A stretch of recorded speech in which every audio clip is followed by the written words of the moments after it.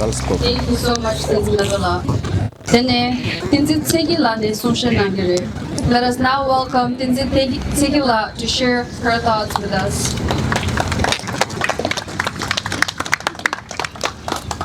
Tsekyi, 1 second. Thank you. Hello everyone, my name is Tsekyi and I'm here today as a young Tibetan from Philadelphia. I've grown up hearing about Tibet, our history, and everything our people have been through. When I think about Tibet, I don't think about the mountains or our culture. I think about our identity. I think about our language, our traditions, and the people who have worked so hard to keep them alive. To me, Rangzin means freedom. It means being able to speak Tibetan, practice our culture, and be proud of who we are without being afraid. One of the hardest things about learning about Tibet is hearing about Tibetans who have sacrificed their lives to make the world listen. Every person who self-immolates is a real person. They have families, friends, dreams, and people who love them.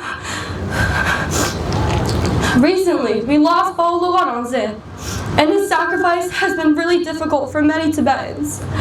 For me, Lowa Rangzin was not just a name I heard on the news. He was a Tibetan who felt strongly enough about our people's struggle to make the ultimate sacrifice. His death reminds us that the struggle for Tibet is still happening. It also reminds us that we cannot let his message disappear.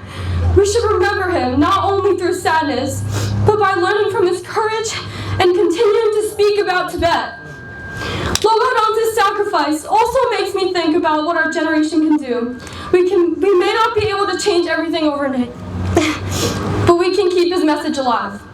We can talk about Tibet, educate others, and make sure people know why Tibetans continue to fight for their identity and freedom. As young Tibetans and as Gen Z, I think we have the responsibility to take action.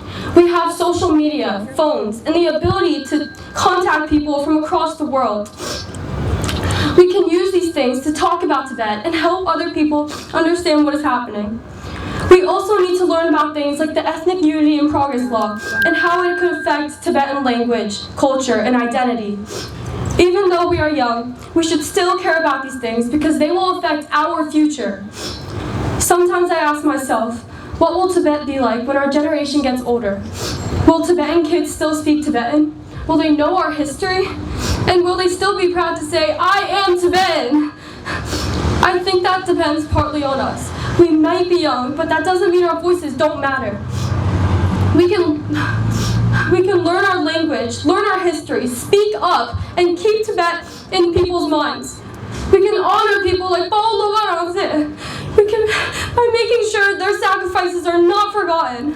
We can carry their stories forward and make sure the next generation knows why we continue to stand for Tibet. Our culture matters, our identity matters, and Tibet matters. We will remember those who sacrificed for Tibet, and we will continue to raise our voices. Thank you.